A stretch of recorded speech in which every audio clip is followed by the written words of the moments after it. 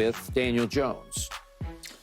What is stuck with, Skip? This season, next season, 5 seasons from now? This season, yeah, they stuck with him. There's nothing they can do. I mean, they gave him $98 million, $92 million of guaranteed money on a 4-year deal. So that money will be all gone, the guarantee side of it. When you get to beyond 2024, this is a crucial year for Daniel Jones if he wants to remain a New York Giant. There's no question about it. When they get to 2025, they could part ways with him if they decide, hey, there's a better option in this situation. This isn't 10 years ago in the National Football League where people were afraid to take blows to the salary cap. They'll do it in a heartbeat nowadays. If you're not playing well and you have a high cap number and it's going to hurt the cap, they'll say bye-bye because the cap continues to keep going up every year. And all they'll do is make some adjustments.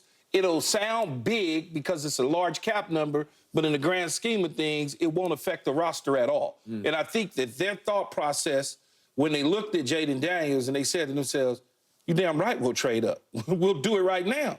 But it was too high. Now, if he would have fell down somewhere, kept falling, then, yeah, you move up to go get him. But Washington took him at 2. Yeah, if you go to 2, that's like going to 1. It's the same package that you're going to have to give up to go to 1 to get a guy like that. They liked him at the time that they made the decision. They didn't love him. They liked him.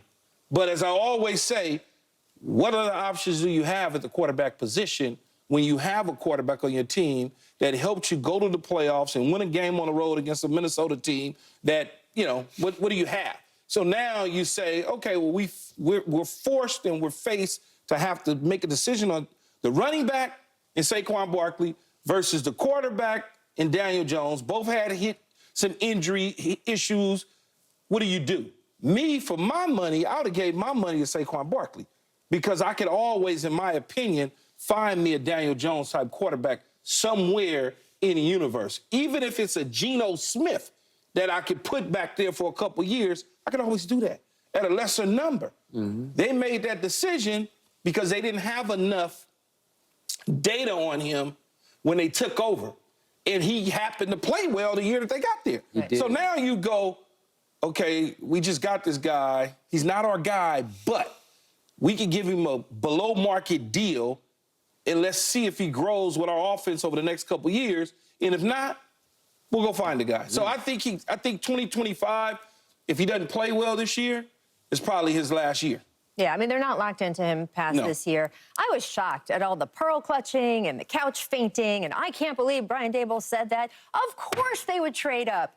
They have a bottom third in the league quarterback. Daniel Jones, when you match him up against the rest of the QBs in the league, is not in the top 20 here, guys. So, of course, if you're going to talk about a guy who we all project, Jayden Daniels, as being an elite quarterback, of course you want to try to go get him. This is sports. It's not like Daniel Jones doesn't know there are players better than him and that your team, if you were an athlete, is going to go try to get the best players. So I thought this was a little bit of sound and fury and not a lot there, but I do think that the Giants need to figure out something here because the offensive line, it's improved. It hasn't improved enough for someone like Daniel Jones to overcome it. I like that they replaced Saquon Barkley with the vet, but I don't think he's as good as Saquon. So therefore, that's going to put more pressure on Daniel Jones and the passing game. I just think defensively, you lose Xavier McKinney. That is going to put the offense in worse field position and going to make Daniel Jones' But they picked up Brian Burns from Carolina. They did. But look, they've Cowboys wanted him. But he's legit, man. Right? He's a game changer. Go ahead. They've got road games this year in Seattle, in Philadelphia, against the Cowboys.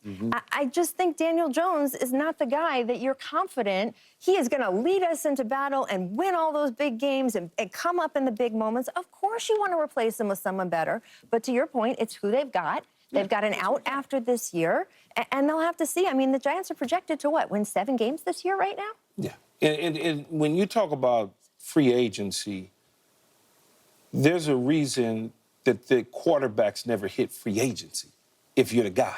You don't hit free agency. Unless you're Dak Prescott? You don't hit free agency. We'll see. But go ahead. I understand your point. You just don't. You just don't. It doesn't happen. You're like, if you're Kirk Cousins, yeah, you hit free agency because they like, we ain't giving you $100 million no more. We did that already. So you hit free agency. They did that and did it again. Yeah, and so when you're a top dog, they just don't do it like that. Okay, but just remember, when the Giants gave Daniel Jones his money, and he makes $40 million a year, which ranks 12th among quarterbacks. So it's not like huge. It wasn't like Kirk Cousins' money when he got his money. Starting quarterback, real starting quarterback money in the National Football League. Okay. Daniel Jones 2 years ago went 9-6-1 as the starter. He was 6th in the league in QBR. That's really good because he was 15 touchdowns to 5 interceptions. Now, the 15 is pretty low, but the 5 is really, really low. He ain't throwing the ball, Skip. Okay? But he led the league in interception percentage versus touchdown passes.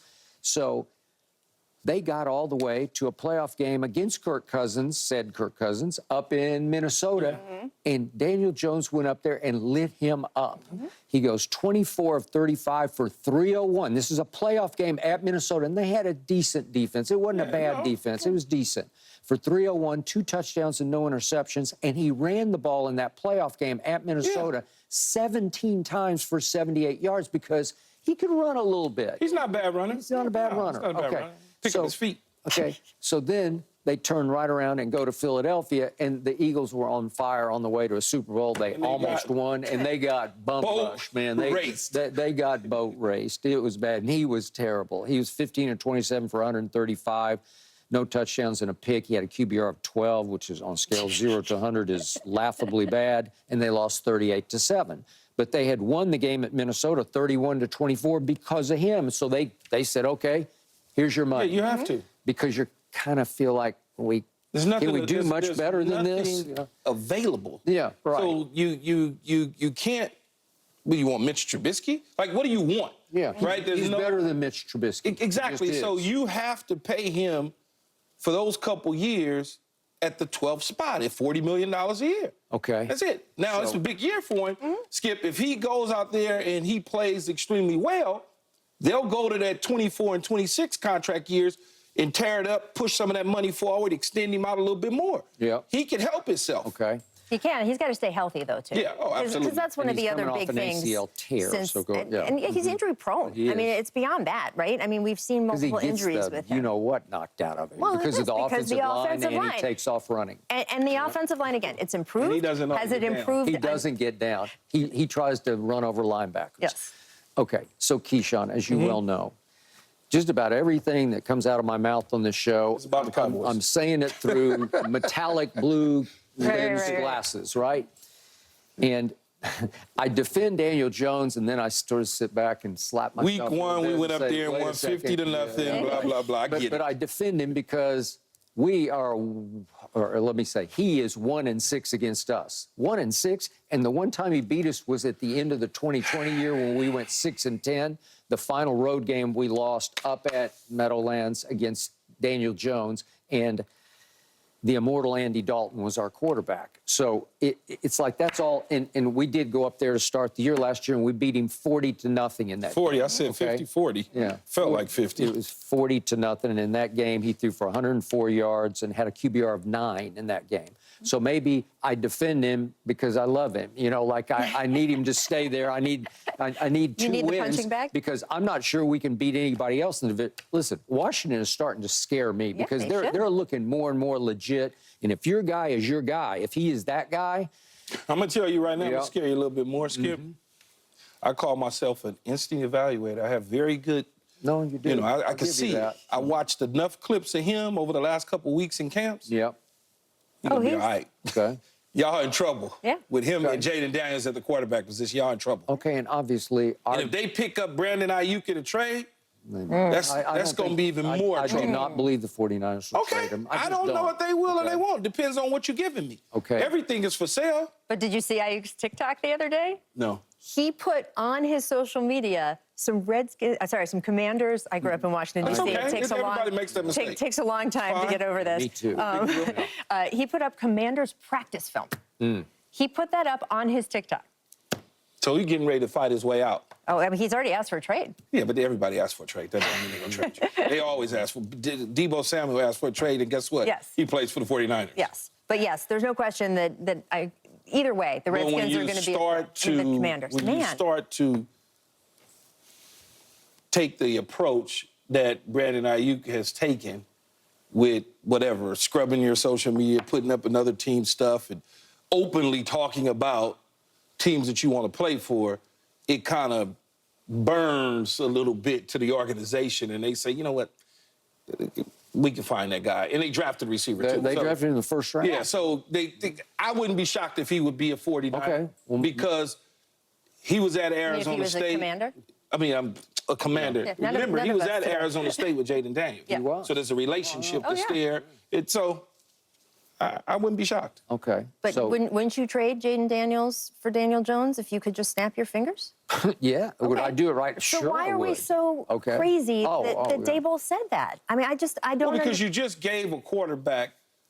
Well, you didn't just give it to him. It's not like you gave it to him this offseason. But a year ago. I know. You gave him $140 million and $90+ million of real money, guaranteed money, and you're talking openly about trading up